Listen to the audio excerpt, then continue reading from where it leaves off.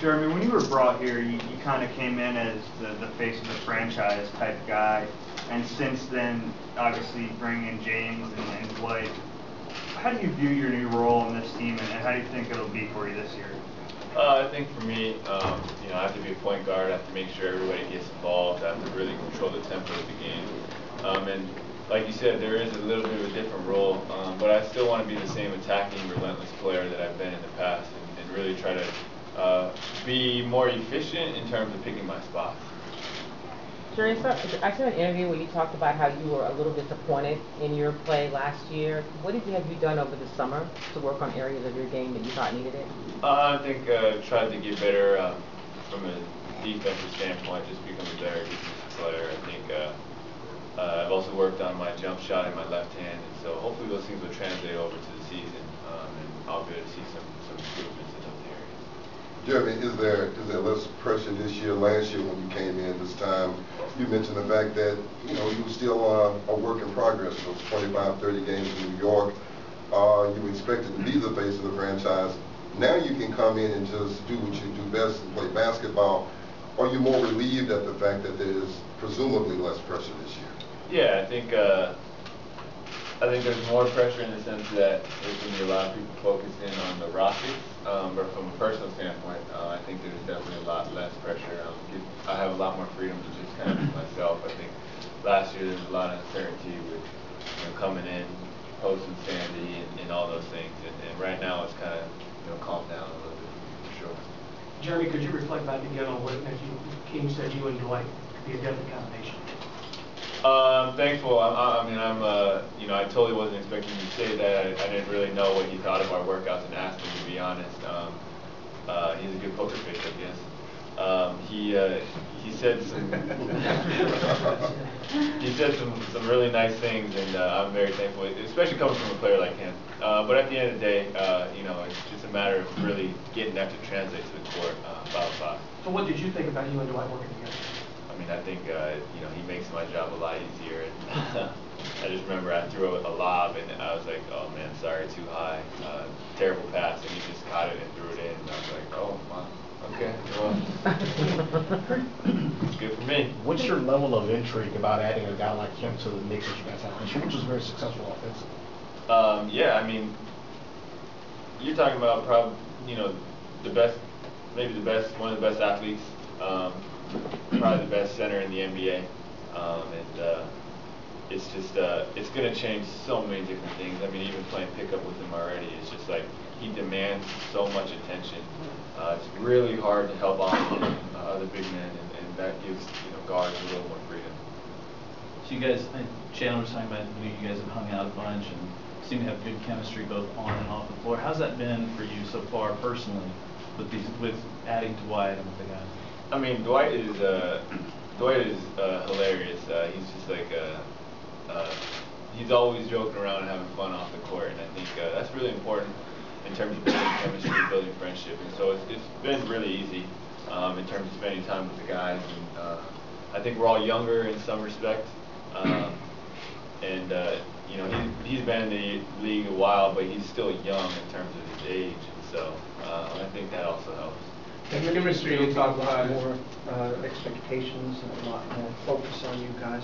You have quite a bit of experience with that. Are you better equipped to deal with expectations and tension than you used to be? Or do you think this team is ready for what you know will become?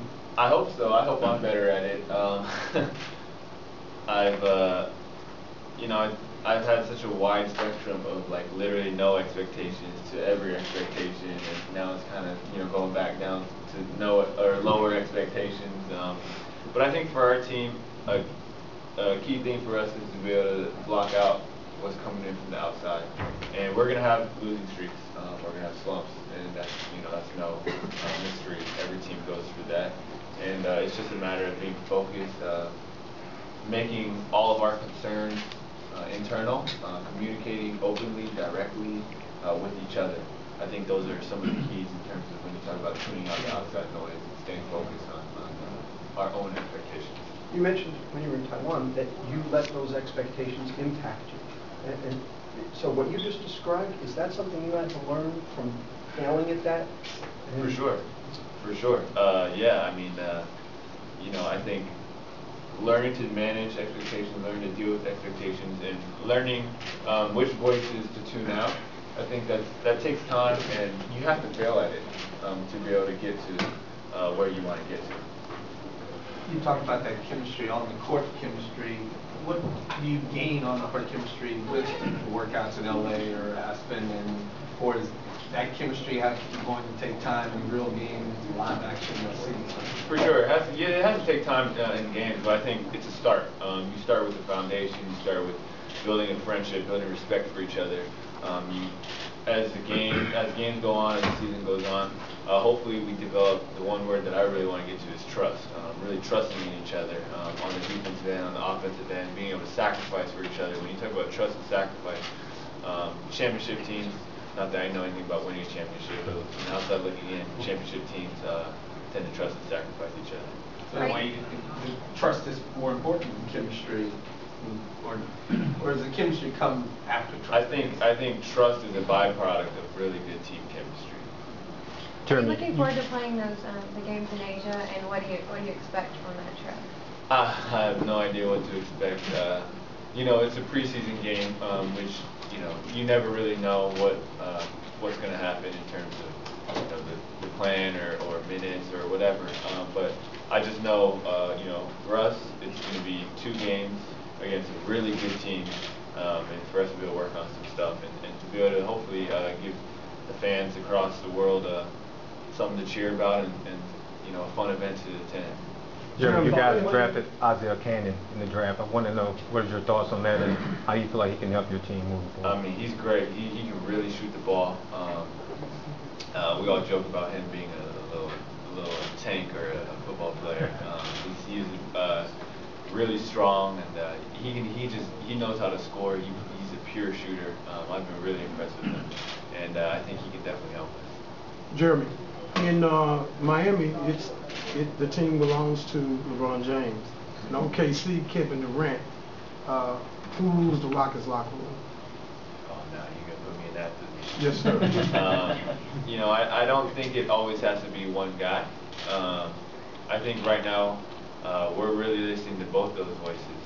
What 2 voices? James and Dwight. I mean, obviously, like Mikhail too. Coach Mikhail, but I don't think we're talking about this. No, I think both of them have done a great job of leading in their different ways. And I think Dwight has given a lot of advice, understanding what he went through last year in LA and the year before.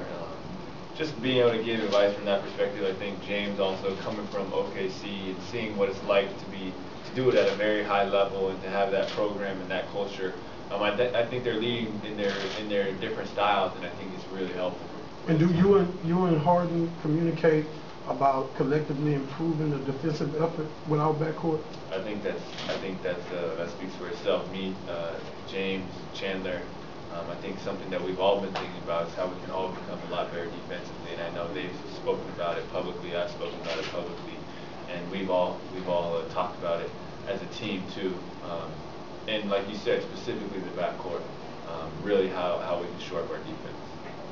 Jeremy, one of the things Kevin said was that even though you played the year before last season was your first full season, almost kind of like a rookie season. Do you feel a huge jump this year in terms of just your level of maturity and confidence being in the NBA? Hopefully. I think, it hasn't really started yet, but even me being here, I came back to the same city I was in the year before, and that's already a big step for me. I haven't done that since, junior to senior year of college. So for me to be back in the same place with the same coaches, and the same, style and stuff, I think that's huge for me, building a level of comfort. I think I'm a creature of comfort. Like when I'm comfortable, I play much better. And a lot of times when I don't really know what's going on or I'm trying to figure it out, I don't always do as well. So hopefully I'll be a little more mature. And like you said, last year was kind of my rookie year in terms of understanding what the league is all about. Have you got a sense of the changes in your actual on-court role as a point guard in this grouping versus last year's grouping? Not really, because practice starts tomorrow, so we haven't really done anything except for, I guess, like play some pickup, but even then, it's like everyone's divided. It's just, Do you have any kind of anticipation that has Kevin talked to you about the difference or the amount of times you'll have the ball or things of that nature? I think that will naturally play itself out. I think you know, guys get hurt, or guys are playing well, or guys are in slumps, or whatever. I think it's always adjusting, it's always changing, there's always a balance, and I think as long as we're in communication about that, it should be fine. Jeremy, what have you thought about Insanity? You were there for the screening in LA, the documentary. What have you thought about how that's going? I think it's been going well. I think you know, for me, it was very convenient in the fact that, you know, we filmed well before the Insanity happened, and you know, I haven't really had to film anything after the Insanity. Just a couple of things here and there, but I really haven't had to do much. So to be honest, I haven't really. It hasn't been that time consuming. I just attended the premiere in LA, and you know, that went well. Couple more guys. I guess what I meant was when you saw it, the response to it. What did you think about all that? Oh, I don't know. Do people like it? Have you seen it? I don't even know. I mean, I enjoyed it, but it's about myself. So. If I don't enjoy it, no one can enjoy it. It's my own story. Last question.